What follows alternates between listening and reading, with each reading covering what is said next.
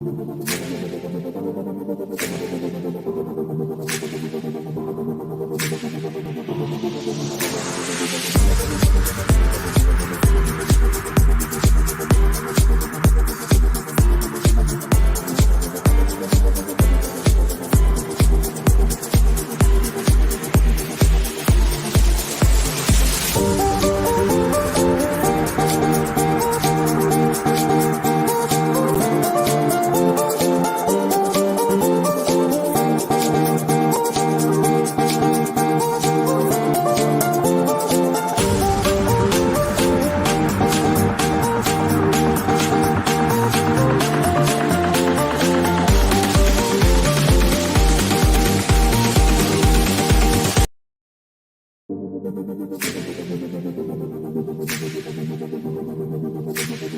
no.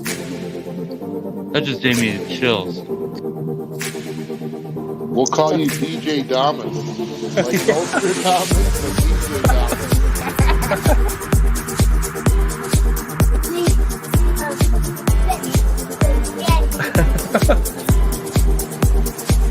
Fire has made its way to his seat. Hello. Play to win the game. You never know. Welcome back to High Hope Sportscast. JJ, how is it going on this windy day? Dang near blew away. Just kidding. Wow, what a day, what a week. Ready for this. It's Sunday, and me and DJ have been talking quite a bit, and I'm pumped up tonight. Boy, I am pumped up tonight. We got the Masters this week. We got UFC Saturday night, and we got the opener of our Minnesota Twins on Friday at 3:10. Can't wait, buddy. Yeah, it was hard for me to stay on the road today when I was working. It was so windy. We got, for people that don't know, we got like 40, 50 mile an hour wind gusts here in Minnesota. So, and that's going to last throughout till tomorrow. So tomorrow will be a little interesting as well. But we're going to switch it up a little bit tonight. We're going to do our Viktor Skol report, which we usually do at the end of the show. We're going to do it in the beginning of the show here. So the first thing for this, obviously, as Vikings fans, we're going to remember a former Minnesota defensive tackle that passed away yesterday. That's Doug Sutherland. He passed away yesterday at the age of 73. He was a former Purple People Eater back when the Purple People Eaters, and he made 90 starts, and he played in 3 Super Bowls. And obviously, we all know that the Vikings didn't win any of those Super Bowls. We've been in 4. We've lost all 4 of them, unfortunately. Bad memories. Yeah. And yesterday, the owners Ziggy and Mark Wilf said that he was one of our proudest legends. And I think Paul Allen said on his show this morning, I was listening to it, and he's kind of, I don't know, not really the glue guy, but, they had Alan Page, Carl Eller, but Sutherland, he was a big piece there, but he wasn't kind of the well-known piece in the Purple People Eaters. So, but DJ, I got some statistics here. 10 years in Minnesota, 138 solos tackles, 90 tackles, assists. Oh, now my bad. 138 games, 90 games started, 3 fumble recoveries, 27 and a half sacks. Pretty impressive with the sacks. But you're right. He started 96 career games in the NFL. He was with Minnesota, New Orleans, and Seattle. And he was 6'3", 250. So that tells you the difference back in the day. And he was born in Superior, Wisconsin. Played D tackle, guard, D end. Well, I'm glad he came and played for us instead of the cheeseheads over there. Yeah, the garbage cans. Did you notice There you everybody's garbage can looks like a Packer? Green and Hey, yellow. there we go. Green and yellow. Boo! I saw a funny tweet yesterday from the guy named Heinz, and he's a big Viking Twitter fan, and he wrote, "When did the Packers get married? I got a green recyclable and a yellow garbage can." And he's from Minnesota, so he had green and yellow. Had to make a Packer or a comment about it. I thought it was kind of funny. Oh yeah. So yeah, rest in peace, Doug Sutherland. We'll always remember you as a Purple People Eater, and yeah, may you rest easy, man. Yeah, All right. 73 is real early to be passing away, but I hope things are going well in their family. Yeah. Prayers to the family and friends there, and the whole Vikings organization. The next thing I have here is kind of a trivia question, I guess, for JJ. Kind of a Vikings history question to see if he knows this. I didn't know this until, obviously I saw it, so I know the answer, and I'm the one asking it. So, JJ, do you know who the Vikings' first ever 1,000-yard rusher was? Yeah, I do. You do? Chuck Foreman. Yeah, there you go. Do you know what year it was?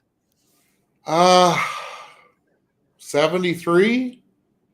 You're close. 75. That was my second guess. Yeah, I got to see Chuck down in Mankato when I took my buddies with me, Kylie and another guy. We drove down there, we got there late, and he was walking with the cheerleaders, handing out cards for the Vikings. It was just awesome. He's an awesome guy. They used to have it in Mankato, Minnesota for our fall camp. And they would stay in the dormitories there. And across the street from the campus, the old Vikings would set up tents with awesome memorabilia, DJ. I wish I could have taken you down there, but maybe we can check out Egan. I heard they're doing similar things there at their new concourse. Yeah, that'd be sweet. It's coming fast, DJ. Yeah, it is. All right. Well, JJ knows his Vikings history. I'm not, no offense, but I didn't think you were gonna know that, but you know your history, man. I just know the running backs because I always look before AP came, like who was our best, and Chuck Foreman basically ran the show with Fran Tarkenton back in the 70s. Fran the man. Yeah, that's right. All right, and then we're going to move on to a signing that the Vikings signed last Friday. Guard Chris Reed. He went undrafted in 2015 to the Jacksonville Jaguars. He also spent time with the Colts, Dolphins, and Panthers. And wide receiver Adam Thielen. It looks like he's pretty excited for this signing as it reunites them as they both played together for MSU. So that's pretty cool that they're kind of reunited. Hometown team is the Vikings. That's pretty sweet. Yeah, he played with Adam Thielen at Minnesota State Mavericks. He's from Iowa, DJ. I think it was actually Mankato. Isn't it Mankato State? Yeah, Minnesota State Mankato is how they say it. It's the Mavericks, and they play. Actually, funny thing, we're talking about this tomorrow night, 7:30, ESPNU is Division I University of Minnesota Gopher hockey versus Division I Minnesota State Mankato hockey in the Frozen Four. And I know a lot of people love their hockey, and I know a lot of my buddies are preparing for that game tomorrow night, but should be a one heck of a showdown. Anyways, back to Chris Reed. Sorry, DJ. That's all right. He's 6'5", 300. Big boy. And he played for Jacksonville, where he was drafted for 3-4 years. Went to Carolina a partial year, Miami a partial year. Then he landed in Carolina for a year, and then he landed in Indy last year. And the only comment they make about him is that he could have been a potential starter for Glowinski that left the Colts. But instead, he chose to come to Minnesota. Favorable deal. Yeah. While we're in the Viktor Skol report, DJ, don't you think, what are your analysis midway through this free agent period, probably a little bit closer to the end before the draft starts in 3 weeks? What are your thoughts with Kwesi and KOC and the job they're doing and the roster they're putting together? Well, that kind of ties into one of the topics that I had for the Skol report here, but I think they've been doing a really good job, honestly. In the beginning, I know were complaining that, come on, do something. They weren't really doing anything, and then they go get Harrison Phillips. They get Jordan Hicks, and the big one was Zadarius Smith. That I absolutely love that signing. Now they get Chris Reed. They bring P² back. And it just goes to what we're going to cover after this next topic, but we'll just cover it now. Okay. It's the draft. The draft might look a little different this year for the Vikings, as it looks like we might be able to do what Rich Spielman never did, and that's taking the best player available in the draft instead of going off of what we need. According to NFL.com, Vikings' biggest needs are defensive line, cornerback, and tight end. And like I said, we re-signed Patrick Peterson, so that adds some depth at the cornerback position, at least for this year.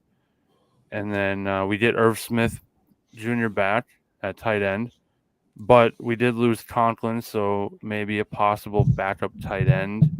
I know we got Johnny Munt, but his numbers aren't very, very good, so I don't really know how proven backup he would be. And then we made the moves in free agency on the DL. We got Zadarius Smith, and so I just think that Kwesi's kind of covering all the bases, and he's putting us in the best position to take the best player available in the draft when we're on the clock at 12. So is that how you see it, JJ? Do you think that we're set up to take the best player in the draft instead of going off of what we need? Well, DJ, to respond to you, I know the other day you stopped by and we talked about this for about a good hour. We should have sat down or went up to my apartment, but whatever. Anyways, one thing I want to point out that we talked about that day was Irv Smith. Is he the missing link in the passing game offense? We know he's a hybrid. I would compare him more to Kittle. And you know what he kind of does in that offense? How he can be a blocking tight end and then stretch out to a slot position like a hybrid tight end or an H-back. I really think Irv was the missing piece. I watched video on Twitter the other day. He had more red zone attempts, possible throws, than the boy Justin Jefferson. But back to your point, DJ. Yeah, I think it's time. It's about darn time. I didn't want to say the other word, but That's fine. come We said on, it before. Quasi, KOC. You just got to put your heads together, your staff together. BPA, BPA. Best player available for life. And I I know that early on, kind of the talk was for Vikings, the player to take in the draft was a cornerback. What I've been hearing is they've kind of gotten away from talking about taking a cornerback. I've kind of heard receivers. And there was talks that, I listened to Paul Allen in the morning, and he kind of brought up was you know for a fact that that Green Bay is going to go for a wide receiver. Yep. Why not go at 12, take one of their receivers, kind of Ooh, I love it. kind of play keep away, and plus, if it's the best player available, go for it. We don't know what we're gonna. Obviously, we're gonna try and keep Jet for a while, but we don't know what's gonna happen with Adam Thielen. His cap is gonna hurt us big time the next 2 years. And I mean, we don't know what KJ Osborne's future holds. You know, and maybe it's a good thing to get a receiver. I don't know. It's very unpredictable, especially with the new GM, new head coach, and with the moves that we've already been doing. I honestly, it's up in the air. I have no idea who, what position we're even gonna thinking of going after. So it's gonna be really kind of shock to me either way. But this goes into our next thing, and that's we're gonna JJ's gonna dive into a draft prospect, and I believe you told me last week that they had us drafting this guy at about 93%. It's probably gone down since then, but at that time, and that's Derek Stingley, cornerback out of LSU, and I got a visual here. The only reason it went down, DJ, is because a lot of people. That's beautiful. God, that's awesome. That fits out. It fits our scheme, DJ. It's an omen, man. He's coming to Minnesota. Let's get DSJ in Minnesota. Dude, have you seen any highlights from his freshman year? No, I haven't. Wow, DJ. When we get done here, I'm gonna direct you to watch some of that stuff. But we're gonna start off with a little bio on Derek Stingley Jr. He was born June 20th, 2001. What? That seems awfully young, but he's a cornerback at LSU.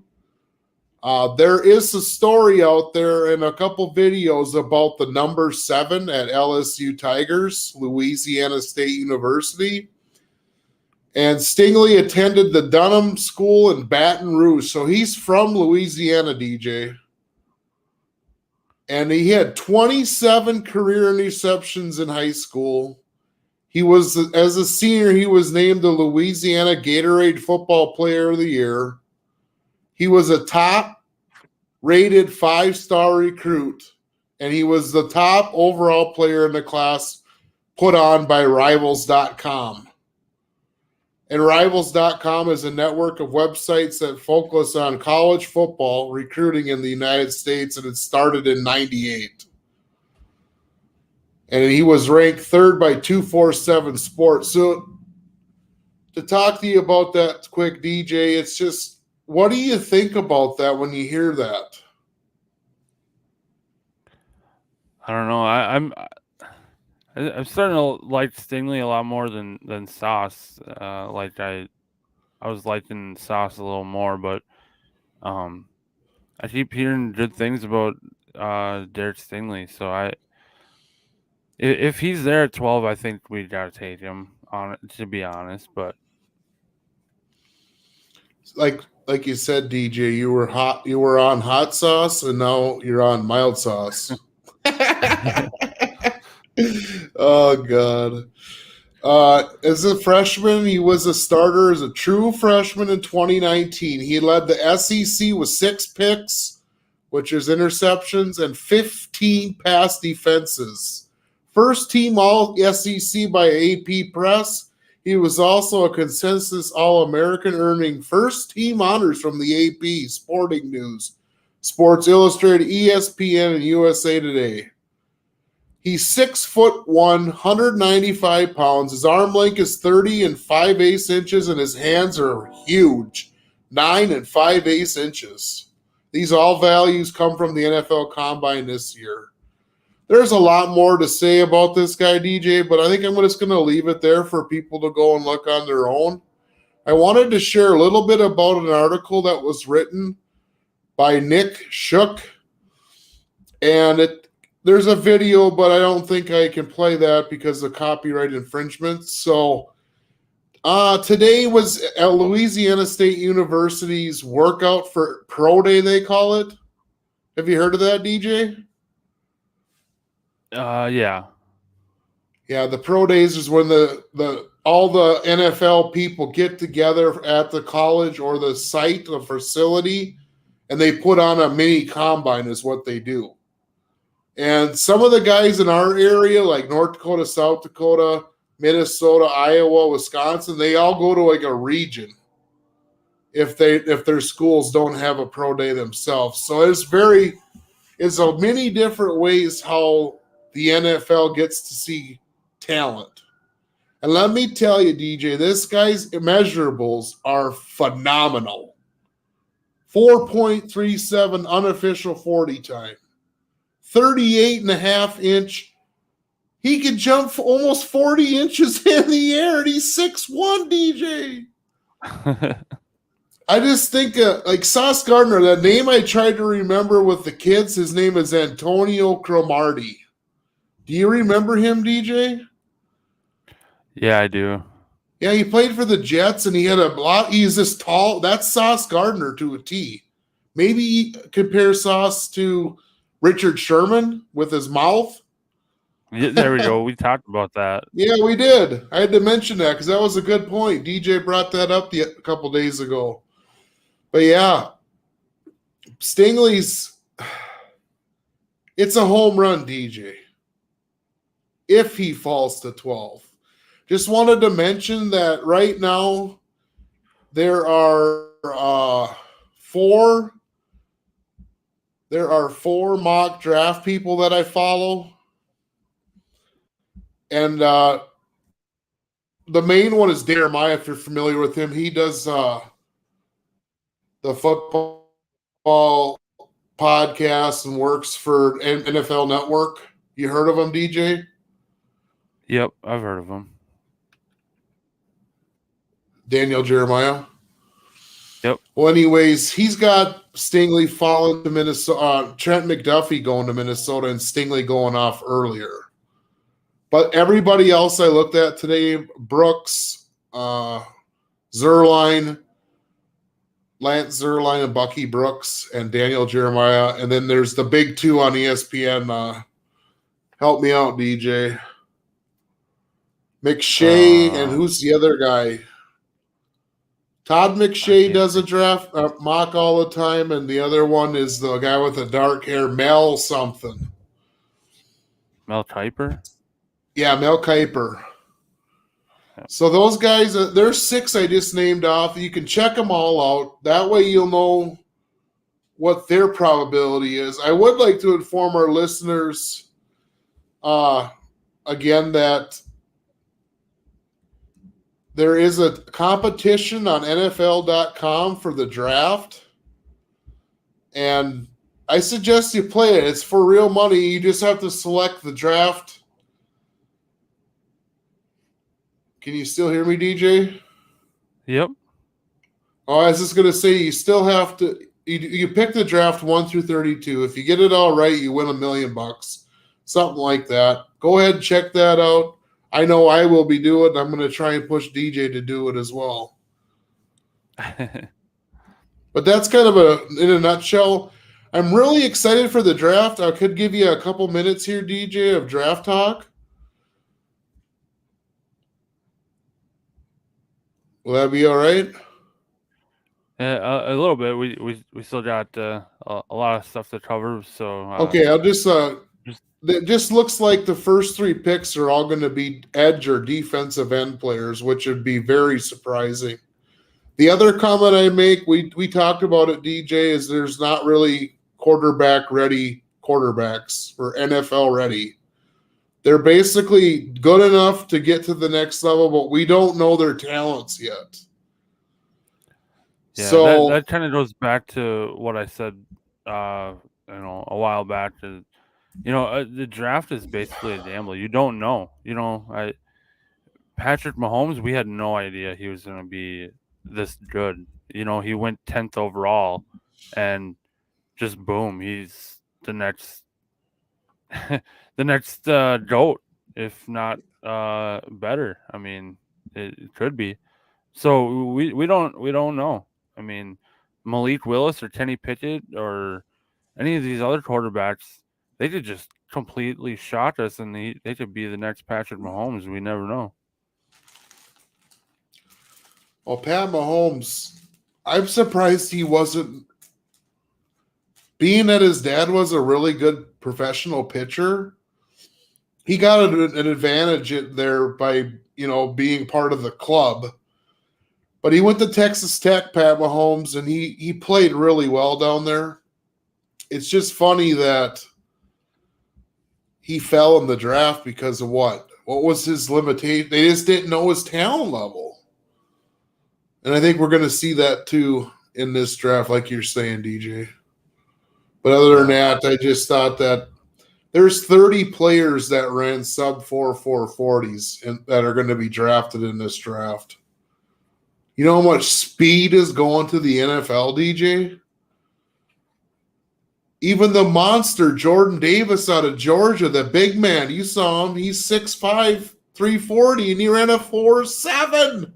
He's faster than Pat Mahomes. God dang it. That still blows my mind. That's just absolutely crazy. Yeah. Just a few things I want to mention. I'm getting draft happy because it's the 27th of April and today's already the 6th. But DJ, you got a sweet looking hat on there. Where'd you get that, buddy? Well, I got it from Lids. I don't know, a few months ago or last year or something.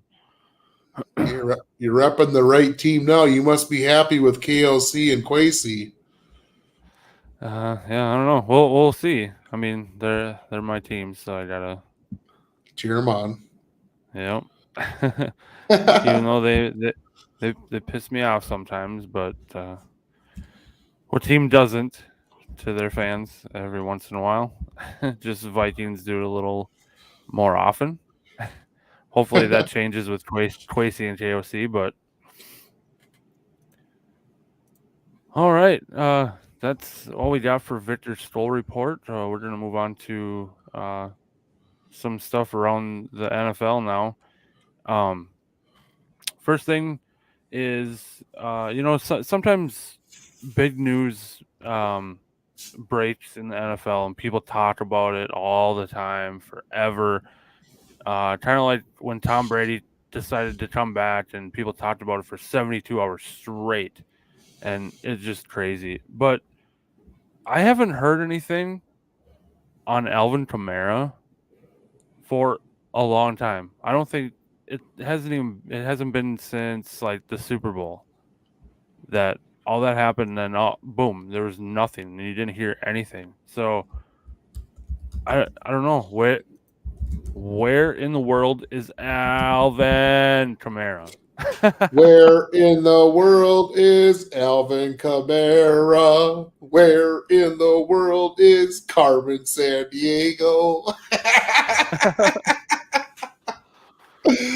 Oh gosh. Yeah, So where the heck is Alvin? I don't know where he is. Is he still in jail or what? I don't know. I did try to dig a little bit into this after we talked about it the other day, and I think his court hearing is going to be pushed off to the 25th of April. I believe I read that in an article. I don't know, but I couldn't find out if he was still in jail or what. And then I even went to his Twitter. He hasn't posted anything on Twitter since like the middle of October. So, and yeah, I don't know. It's just kind of weird. Hopefully he's not one of those, Todd Gurley's or whatever, and just up and vanish in the thin air. And like I said the other day when I stopped by, maybe, like I said, maybe he's with Todd Gurley. Maybe they're together. Yeah, DJ, you're correct. I'm just looking here. The only update I see on this is that the Saints agreed to restructure Alvin's contract. That was 4 weeks ago. That's the last bit of information there is on him. Yeah. So I don't know. Like no one's covering him or anything. It's just kind of weird. It's weird. I don't know. Alvin Kamara, he might be out.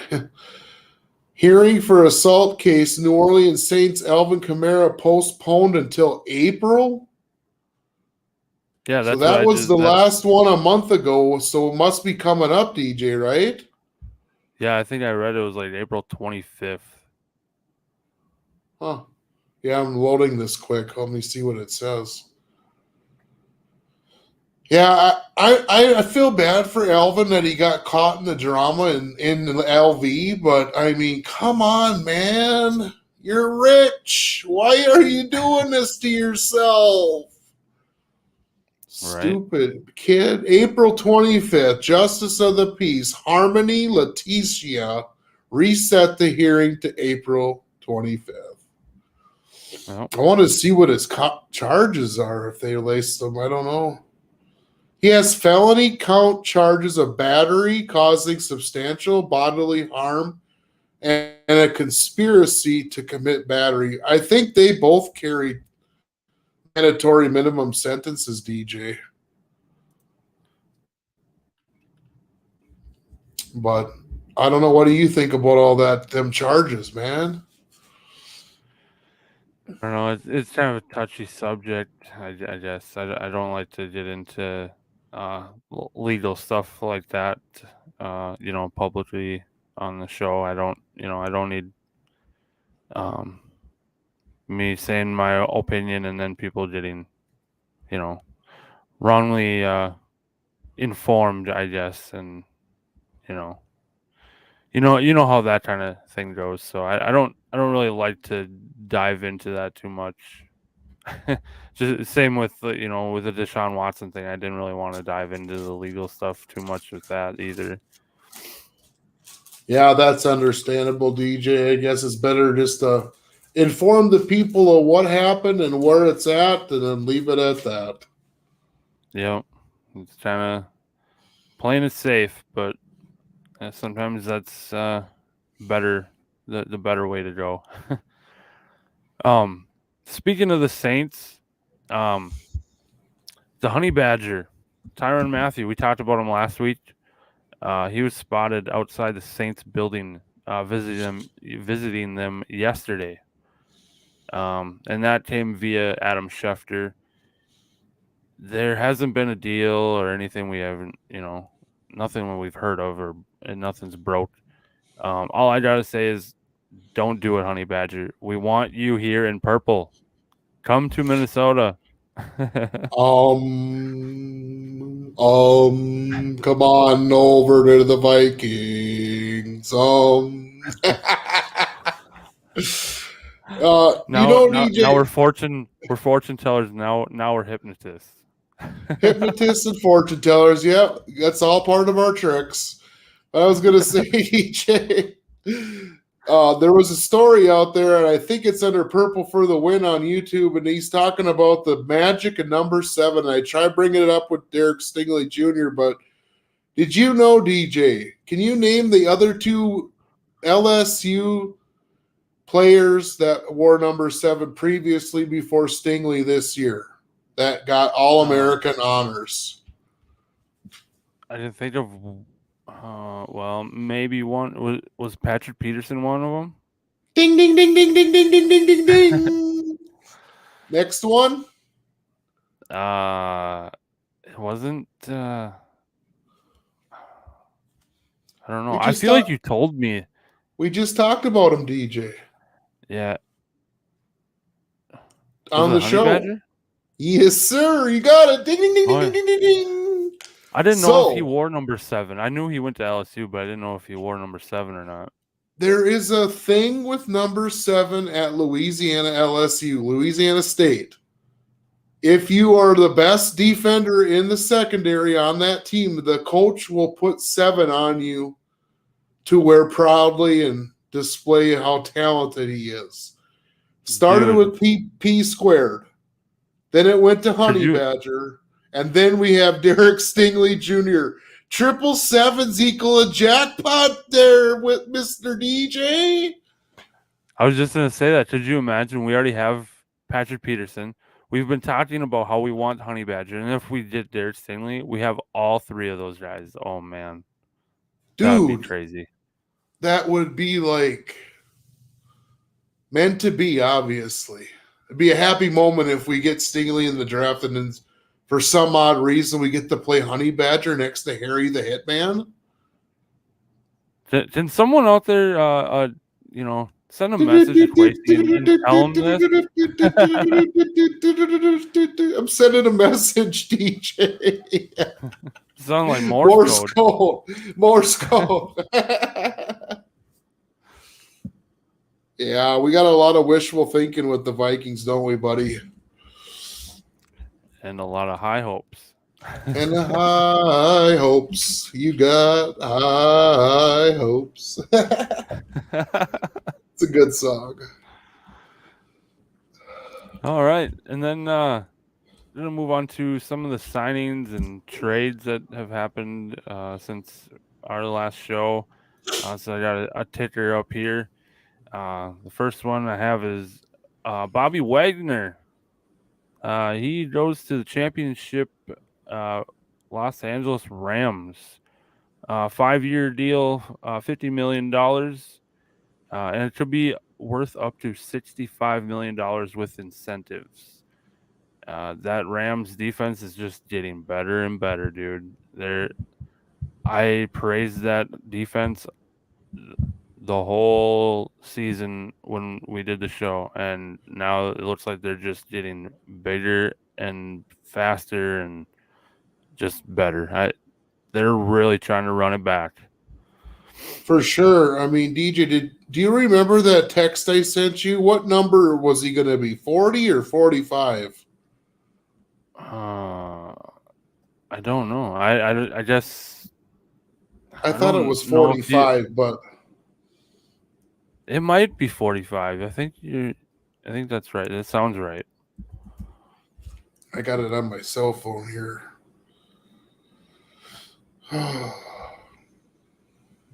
Where is it? Yeah, it's 45. First look at Bobby Wagner as Rams, 45, at Rams NFL, PFFtwitter.com. Yep. Dude, just to talk about that for 1 second, DJ. Okay. Aaron Donald, Bobby Wagner, and the number 1 corner in the league. Minnesota's got to pay attention. KOC's got to give us the inside info. Because, dude, there's no stopping that defense. The defense will be stopping the offense is what I'm trying to say. And Kirk Cousins and them guys need to listen to KOC to be prepared. You know we're going to play him in the championship conference game next year, right, DJ?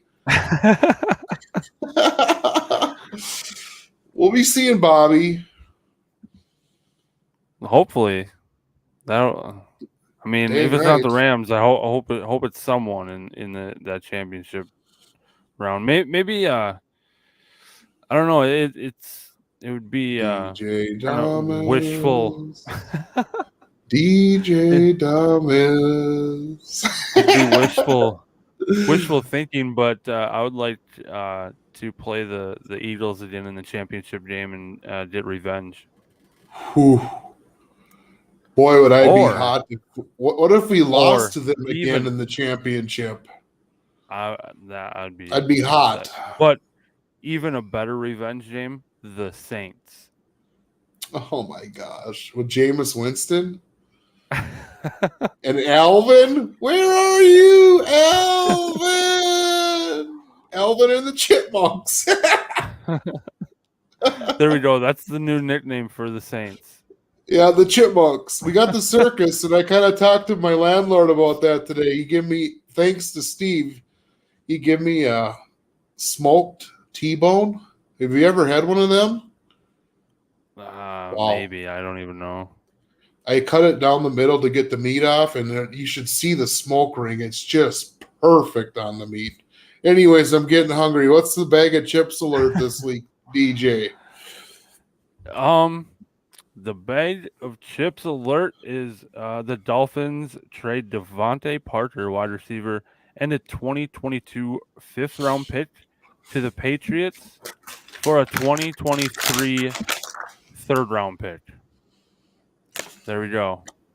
There's the bag of chips. Why won't they show? Because your virtual background, but here, I got chips for you, DJ. They're Kettle barbecue. Hell yeah, these are the bomb. You forgot you to get said the any kind. Cheap brand. I know. You said any kind though. Yeah. And that's right, dude. That trade, doing that takes New England off the board for getting another receiver.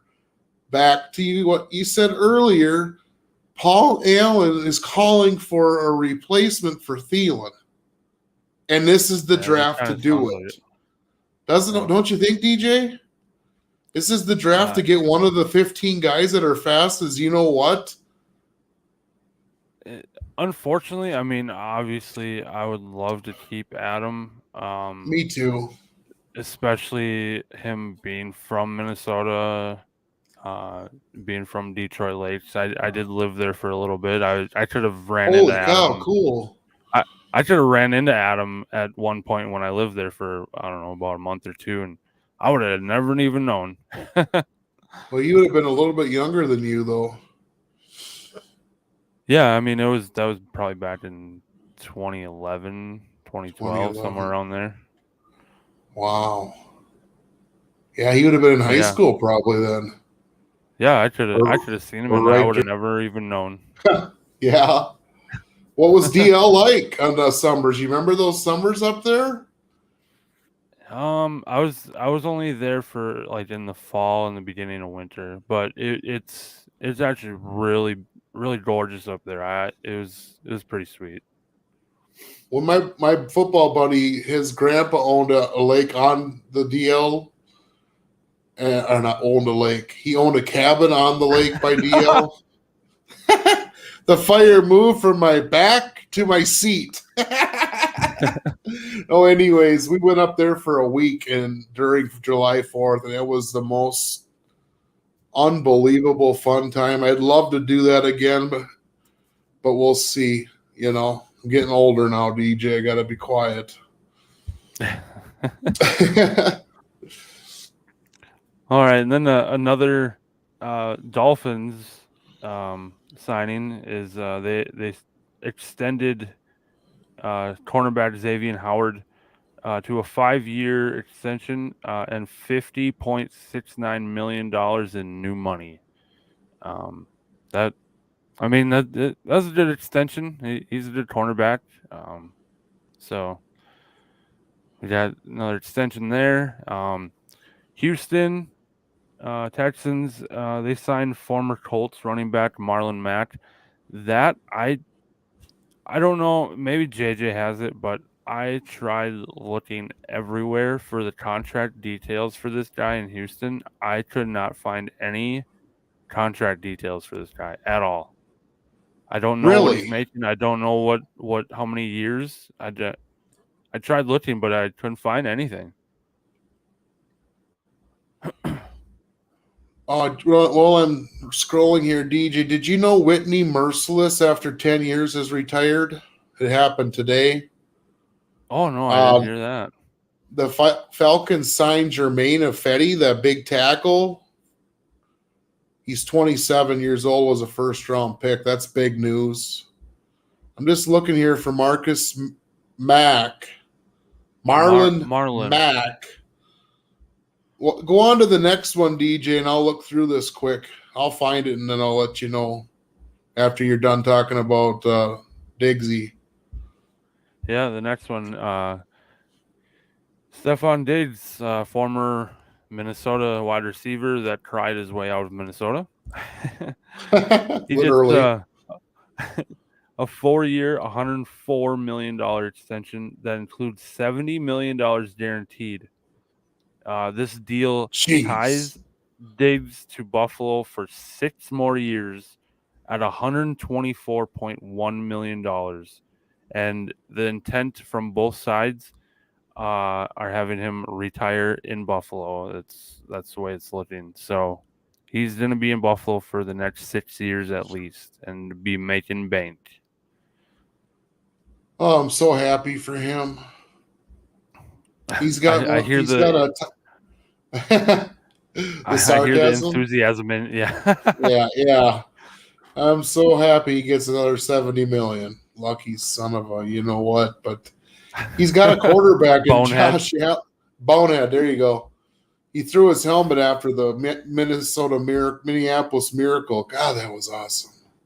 That is one thing I wanted to mention on here is that's one thing I will thank him for. So thank you, Stephon Diggs, for the Minneapolis Miracle. I'll never forget it. But I still can't believe that you were once my favorite football player in the league, and now it's just mind-boggling to why I even had that thought. I know, DJ. Say, who is your favorite player right now? It's going against my Vikings, but my complete honest answer is Patrick Mahomes. I figured you were going to say that. As I'm sitting here with the Vikings shirt and Vikings hat on. I gotta go with Justin Jefferson right now and Danielle Hunter, my two favorite players. I think Danielle Hunter, I'm going to say this right now. If they play enough defensive snaps with Za'Darius and with Danielle Hunter on each end, Za'Darius will probably get more sacks than Hunter, but Hunter's going to have a boatload of sacks. I'm talking 15 to 18 sacks next year for Danielle Hunter. What do you think about that, DJ? It's going to be one heck of a duo. I'm excited for that. If we get the Honey Badger on top of that, oh my gosh. Dude. I love Diggs. We're getting our hopes up high. I love Diggs, but man, I do love myself some Justin Jefferson. How good is he going to be, DJ? He's only been in the league 2 seasons. Hopefully, Hall of Fame good. Randy Moss good? Randy Moss or beyond. Who do you pick? Who can you compare Justin Jefferson to, honestly? I mean, it's hard to compare him to Randy because Randy was such a freak. Yeah. It would have to be a mixture of players. I don't know. Randy and I don't know. I'd have to think on that. Yeah, I mean, is he gonna fill out and be like T.O.? Remember T.O.? I hope he doesn't have their attitude though. The prima donna stuff? Yeah, I cannot handle that crap. I don't know. Oh, like when Thielen gets really upset and fired up on the sidelines and stuff after catches. Do you like that? That I like, but it's the like Odell Beckham and Antonio Brown and Juju Smith-Schuster, though that kind of prima donna and Diggs, how he left, but it's that kind of stuff, posting crap on Twitter and bad mouthing the team and this and that. That I won't go for that. If I was running a team, man, I would be cutting players that do that crap. I don't care who you are. You could be Thomas Edward Brady and I'd cut your butt.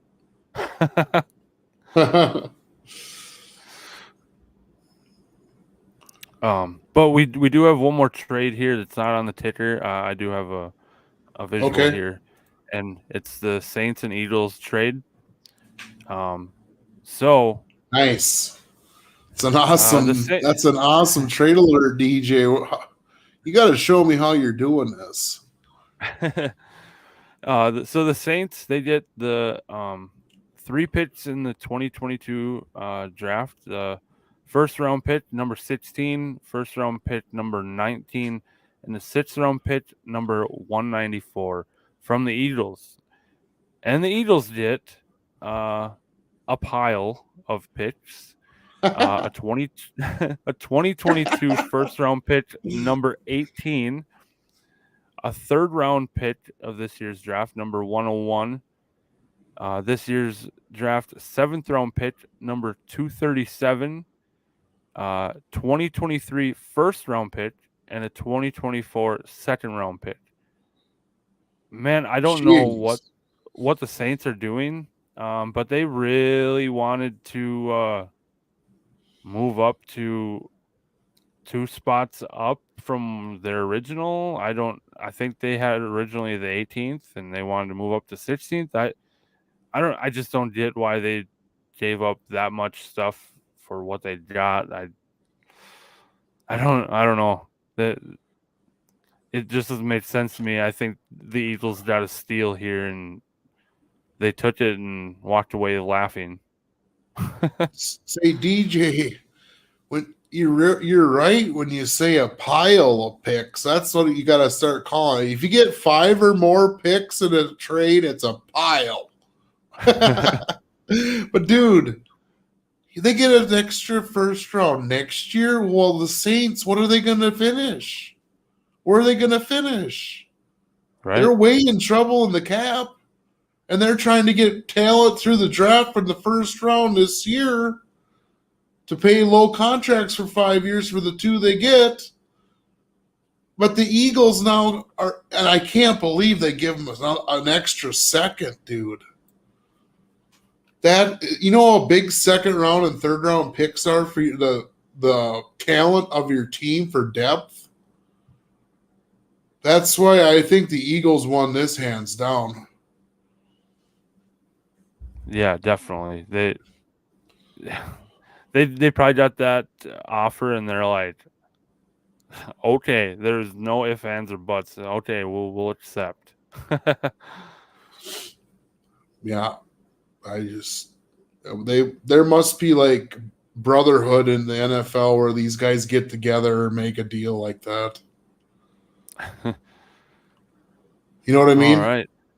Yeah, it's. I don't know. This trade kind of has me speechless. The Eagles got a steal. That's all there is to it. That's all. That's really all I have to say about it. Well, I asked you about it, DJ, and that's what you told me, and I said right away I agree with you. I just didn't understand why they're doing it, but now I do. And you got to definitely say, what are the Saints going to get out of this deal of 2 picks, 16 and 19? What do you think they're going after? Receivers? That's another good question too. I don't know. For him to move up, just to the 16th spot. I mean, who do you think is going to be there? For sure. I don't. I gotta say, DJ, it's either going to be defense of cornerback, a safety, or on offense, it would be wide receiver or another running back due to the Alvin situation. I want to do some digging on this, DJ, and see what I can come up with for next week's show on pick 16 and 19 and give some hypotheticals on that. All right. That'll be kind of cool to check back in with that. Yeah. So moving off of that, the next thing is a former. Oh God, let me see. A former running back from the NFL. I think he's third all-time leading rusher. Frank Gore. He is set to sign a one-day contract to retire as a 49er, which is the team that drafted him. And he's played in more games than anyone in NFL history, and that number is at 241 games. He'll look to join the front office in San Francisco as well. But there's also another thing. He is moving from the gridiron to the ring as he will be making his pro boxing debut on his 39th birthday on May 14th. Wow. Go from the gridiron to the ring. Dude, where did you get this graphic? From Facebook, I believe. Days, that thing is all. I thought maybe you made that. I was like, wow, DJ. It's a sad thing to look at, kind of. Yeah. It's like I watched him start as way back in the day, and the dude just put numbers up every damn year. And you'd want to put him on your fantasy team, at least daily fantasy. Like I sent you that FanDuel invite. I mean, they got football on there. You pick running backs, receivers, tight end, a defense, and a quarterback. But I found myself taking him over the last 10 years occasionally. He's a value play because he's always going to get you something. It kind of reminds me of like Pat Beverly right now, the Timberwolves. When he plays, he just fills a sheet with stats. Steals, blocks, points, rebounds, assists. Wow. Looking forward to that next Tuesday, DJ. Yeah, and Frank Gore, he's another one of those guys that it doesn't seem like he really ages. He doesn't look like he gets old. Well, you mentioned that he's going to the ring, DJ. So does he have a lot of kids, I wonder? I know there's another Frank Gore Jr. that's in college right now or close to coming to the league. It's right in the middle, I believe.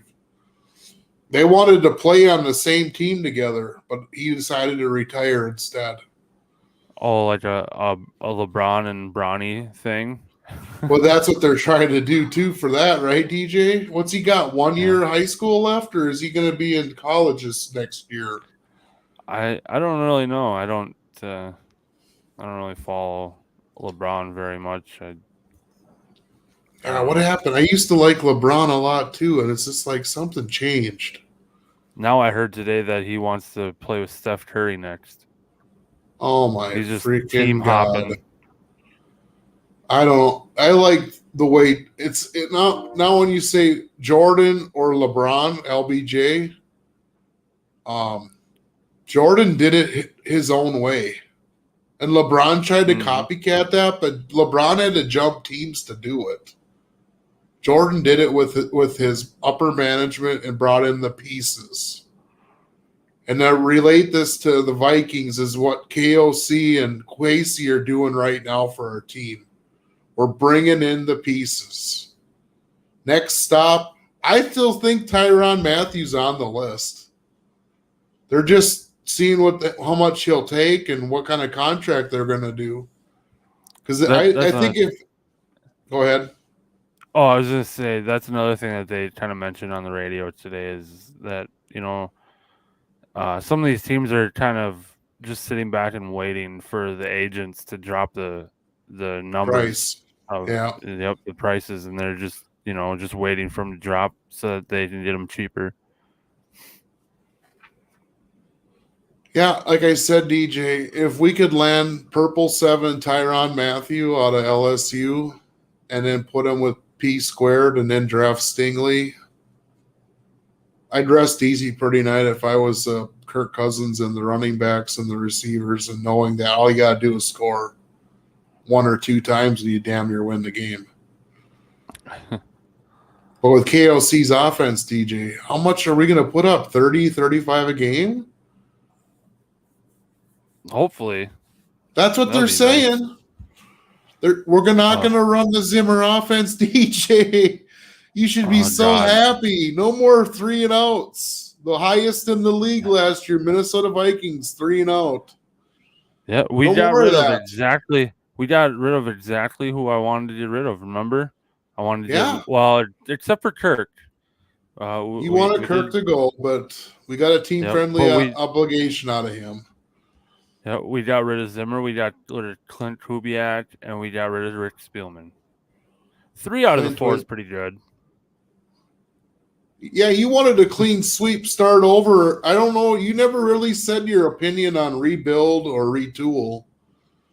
And I think you kind of fall right now into the category of you're okay with what's going on the way it sounds. I am very satisfied right now. He could blow us away with the draft, DJ.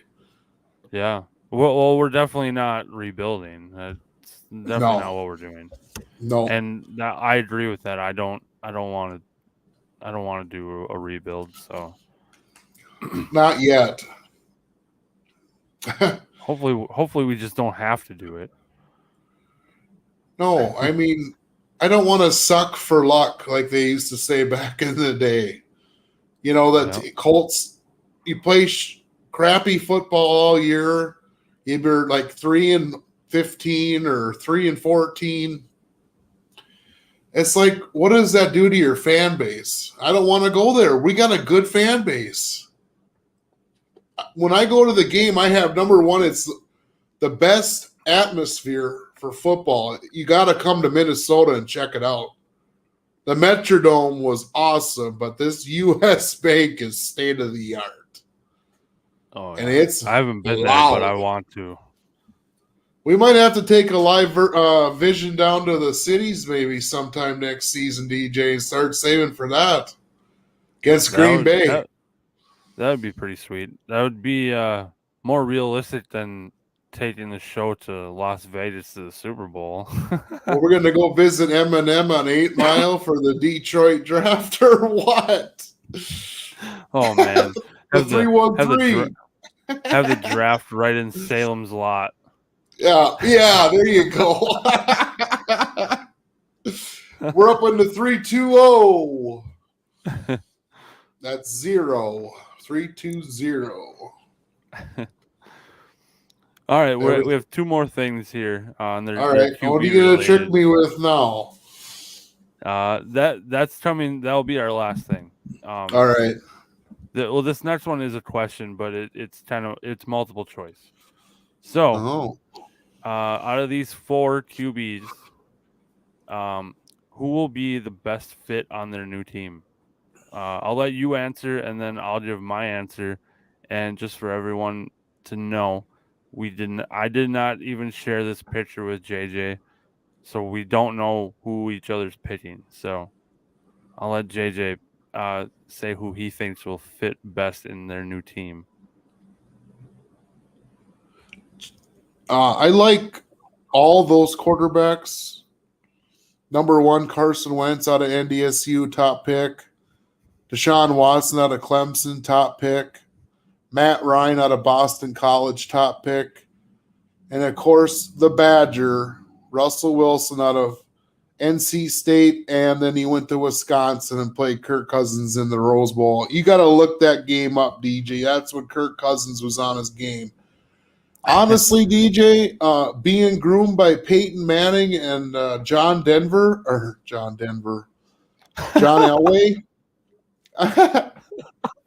I said John Denver out of Elway. I mean John Elway out in Denver. Oh God, this one will be on the TikTok for sure. If you guys follow us, please follow our TikToks. They are awesome. Anyways, I'm going with Russell Wilson, DJ. I just think, like I said, with Peyton Manning and John Elway, they're going to groom him to be the next big quarterback. But he's got a tough road to travel, being in the AFC West with Herbert and Carr and your boy Patrick Mahomes. Definitely, he's better. Pat Mahomes better than all these guys. I would give 5 first rounders for Patrick Mahomes, DJ. Ooh. I mean, I would too, but I would have to. I don't know. That would be steep, but to get a guy like that, oof. Oh, all right. My answer actually is surprisingly, I thought JJ was gonna pick the same guy as me, but surprisingly, we don't have the same pick here. You got Deshaun Watson. No, I do not. I am Matt Ryan. I'm saying Matt Ryan. Oh wow, dude! You got Jonathan Taylor behind him. There you go, Johnny Taylor. You got T.Y. Hilton. You got Michael Pittman Jr. Man, and you know, Frank Reich as your head coach, and yeah, I don't know. I think Matt Ryan's a good quarterback already. He's been to a Super Bowl. Ultimately lost that, of course, but I just think that the pieces are there, and it's, you know, it's kind of a stable situation there, and yeah, really good running game. So they can, you know, mix it up with pass and run, and they're going to succeed. I just think that Matt Ryan is going to fit in the fastest and be more successful faster than these other three guys. Well, DJ, I agree with your answer. Number one. Number two, he's in the AFC South, and it's Houston with no quarterback. I don't know do you consider Davis Mills a third tier quarterback or a fourth tier quarterback in the league? Because I don't really consider him much, but no, I don't either. And the Colts are in that division, and Matt Ryan's definitely a step up than Carson Wentz at this point. We talked about how Carson Wentz is made of glass. Mm-hmm. And yeah, when he was with the Eagles in 2019 and got hurt, that was the best team in the NFC, I guess. I thought it was the Vikings, the way they rolled teams that year. But I think it was 2017, because that's when we was it 17? Well, yeah, 17, 18 was that's 19 when we was the lost San Francisco to them. 49ers. Yeah, because 17, 18 is when we lost to the Eagles in the championship game. Okay, 17 Vikings in the 18 playoffs. Yeah, and Carson Wentz looks like he was going to run away with the MVP award until he got hurt. And then Nick Foles came in, and we all know what happened after that. Oh God, we got our butts kicked by Philly, and the fans are just atrocious out there, DJ. Mm-hmm. But like I said, Matt Ryan, good job. I like your pick. Ultimately, the most pressure I think out of these four is on Deshaun Watson. How do you go prove your value and then prove your innocence for behind-the-scenes tragedies that he has had to go through? I could imagine that stress level, DJ. I don't know what a guy would do. I think you just got to work your butt off, work out, eat healthy, train, lift weights, stay focused. And I think that would be good advice for both me and you going forward for season 2. High hopes. All right. So speaking of quarterbacks, this is another kind of trivia question for JJ here. So there is only 4 quarterbacks in the history of the NFL who have beaten every team in the NFL. Can you name those 4? Peyton Manning. There's one. Okay, 4 quarterbacks who beat every team in the NFL. That means they got to be on every team, or they got to be on more than one team, right, DJ? I mean, yeah. I Te- mean, technically, that's right? really the only. Yeah, that's the only way you can beat every team.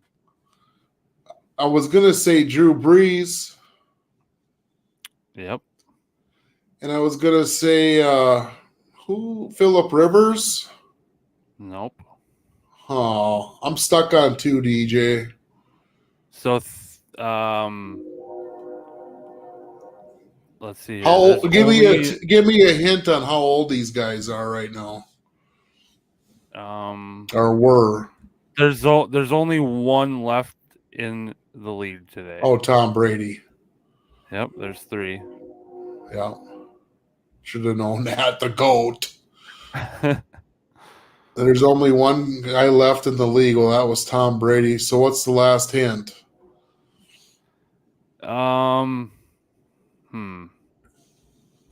Most of his career he played in the NFC. I don't really want to. Was it Brett Favre? Yep, there you go. Tom Brady, sweet. Drew Brees, Peyton Manning, and Brett Favre. I don't know if I would ever. I don't know why I didn't think of Tom Brady right away. But Peyton Manning stood out to me because I knew that for a fact. I knew Drew Brees for a fact, but I should have known the other 2 right off the bat because I like this, DJ. We should play some trivia every weekend or every Wednesday. Trivia Wednesday at the end. Maybe if we get some followers, they can vote in their answers, or just go to our YouTube, or we're trying to get help on YouTube. It's the hardest one to break into. We got it up on the top row there by season 2 on our show here. You know, Facebook, Twitter, Instagram. We even do TikToks, DJ. They're getting big views, buddy. YouTube and Apple Podcast. Shout out to Anchor. Got to give a shout out to Anchor, DJ. Yeah, they help us host and produce our audio episodes, and they distribute to them to all the other audio only platforms. So, yeah, then go follow us and subscribe and share the show, and don't be afraid to reach out to us, and give us some advice, I guess, or give us some ideas, topics, anything. Yeah. So that's all we got for you tonight. And we'll see you next week for episode 4. And yeah, that's all we got for you. See you in the next episode. See ya. Peace.